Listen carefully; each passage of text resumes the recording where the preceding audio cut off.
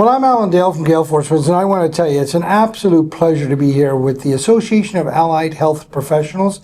They are here. It's the We Are Here podcast, and I want to tell you these folks truly are making a difference in Newfoundland and Labrador for every single person that lives in their province. Day to day, they go to work and they make that difference. So, and on that note, why don't you introduce yourself and tell us what you do? Hi, my name is Cheryl St. Croix. I am a respiratory therapist and I work for NLHS Services. If you were sat at the kitchen table across from Nan and you said to Nan that I'm a respiratory therapist, she asked you, what exactly is that? What would you tell her? Well, I'd have to say, Nan, I'm a respiratory therapist and I help people with breathing problems, I guess, for the most part. So as a respiratory therapist, we're a very diverse group, actually. We work in a lot of areas. So we work in both the adult and pediatric population. So we work in intensive care units, taking care of people on ventilators, or as I guess the general public would think of it as life support. Mm-hmm. So we do that on a day-to-day basis, and we take patients on in-house transports in those areas to, if they need to ventilate, a patient needed to go to MRI or CAT scan or any of those places, so we take them on a ventilator and take them back and forth through there. We work in the emergency departments. We work with patients who come back from having heart surgeries in the intensive care units. We work with trauma patients in the emergency room departments. We work out on the medicine wards and surgery wards with patients who have all the different types of patients, but mostly patients with COPD, mm-hmm. asthma, lung cancer, pneumonia, congestive heart failure, all those patient populations. We work in hyperbaric medicine. We do breathing tests such as pulmonary functions. We work in bronchoscopy. We work with patients with sleep apnea, which a lot of patients, I guess out there know that now. We work in the community services with patients with sleep apnea and COPD and those sorts of things. And of course in pediatrics with neonatal and the pediatric populations who have problems with their breathing. Wow. How long have you been doing that? I have been a respiratory therapist for 27 years. And we also work in hyperbaric medicine, I forgot to mention that as well, and in the ORs as well. 27 years. Was it something you always wanted to do? What was your pathway into it? Actually, I started off doing music education, and I had applied to respiratory therapy, and I was on a wait list for 4 years to do it. I had done some research. I knew I wanted to work to help people. Mm-hmm. But I didn't want to be a nurse because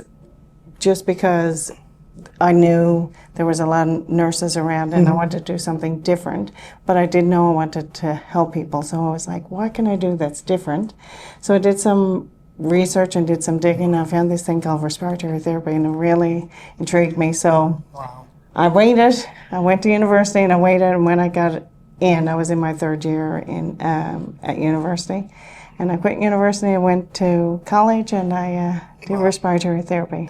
I haven't looked back since. Good professional journey so far? It has been. It's been challenging and rewarding all at the same time. But if I could ask you to sort of take your professional journey in account here and look at the healthcare system as it is right now, what are some of the challenges you see? There's quite a few challenges. Always at the top of the list, there's staffing. So we are a very small profession. There's not a lot of us in the province right now. And of course, with the aging population and, acuteness of patients, there's always a challenge for us to take on more and more and more. And there's never enough staff for that. So we often run into challenges of working sometimes 24-hour shifts, unfortunately. So there's always issues with that and retaining staff and those sorts of things. It's also a very, as you can tell with the areas that we work, there's emotional tolls, those sorts of things. It's very physically demanding as well, so there's quite a few challenges that come along with being a respiratory therapist, yeah. All of the areas that RTs find themselves, and you listed them all, They all require you to provide a solution, find, a solution to challenges that you face every single day. I'd ask you to take that same lens and look at the healthcare system. Where do you see the opportunities in the healthcare system right now? I think there's plenty of opportunities for us to expand and grow within that. I think the government just needs to, work with us and work mostly with the frontline staff, not just the upper management piece, and help us and work with us in the unions and our associations to help us find positive, solid solutions for that. And work along with our schools and increasing class sizes there, and getting the word about our profession out there. If we could promote our profession more, because most people don't know. Most people don't know. Don't know who we are or what we do. So until you actually need one, absolutely. Then you know. Yeah. Because even Nan wouldn't know what we do, right? So the regular Joe usually don't know what a respiratory therapist is. So if we had that out there. You're in the room next door here with the other allied health professionals from all professions, all with different perspectives and different lenses on the healthcare. It must be very collaborative in that room. It must be an exciting place to be. Tell me about it. It is. It's a very exciting place to be. I have absolute total respect for all our allied health professionals. We're a very diverse group who, a great group of regulated health professionals who a lot of people don't realize, I guess, our roles and responsibilities within and our value within the healthcare system.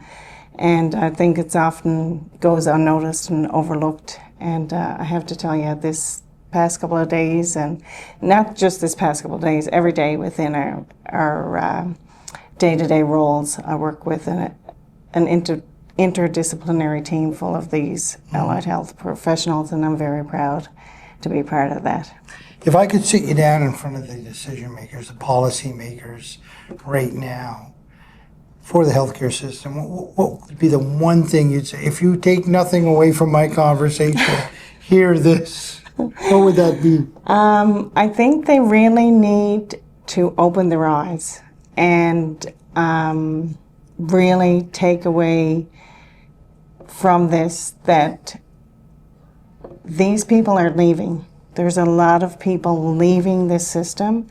There's a lot of value leaving this system. Good, knowledgeable, educated people leaving this system, and there's not enough people coming in to sustain it. I think there's going to be a huge loss, and there's not going to be enough coming back into that system that they're going to recruit and retain to keep the system going. And unfortunately, the people of this province are the ones that are going to end up taking the brunt of that. And that's what I fear. Thank you very much for your perspective. A really enjoyable conversation. And this is what the face of healthcare in Newfoundland and Labrador look like. These folks are here and they're making a difference.